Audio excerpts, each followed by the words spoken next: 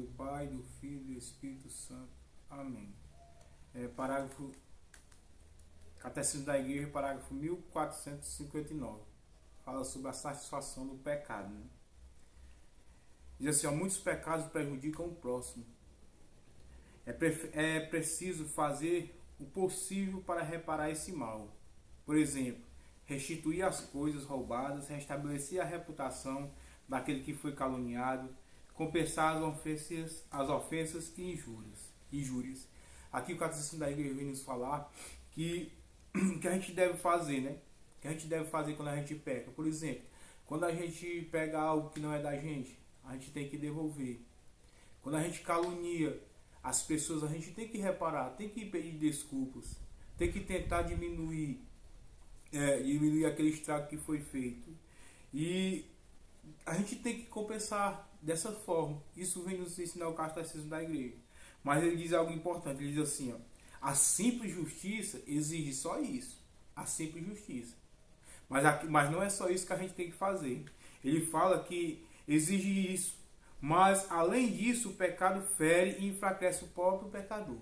Ou seja, aquele que comete o pecado, ele automaticamente ele também é enfraquecido. Diante de Deus, ele vai estar sendo cada vez mais fraco. Diante de Deus, ele vai estar cada vez mais fraco, cada vez mais decadente.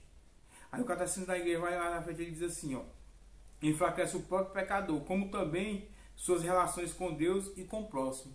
Veja, enfraquece o pecador, enfraquece as relações dele com Deus e com até o seu próximo. Por quê? Porque se você, vamos supor, você é uma pessoa que fere muitas outras com injúrias, você é uma pessoa que levanta muito falso, uma hora ou outra ninguém vai mais confiar em você.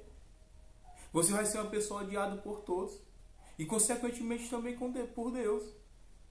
Você tem que reparar esses pecados. Como? O Catecismo da Igreja nos ensina que nós devemos pedir desculpas, devemos fazer algo para quê? Para que possa diminuir os estragos causados por aquela pessoa, para aquelas pessoas que foram cometidas injúrias.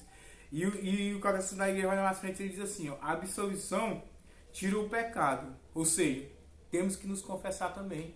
Temos que procurar um confessor, um padre, para que a gente possa se confessar dos nossos pecados. Isso diz o Catecismo da Igreja. Aí diz assim, a absolvição tira o pecado, mas não remedia todas as desordens que ele causou.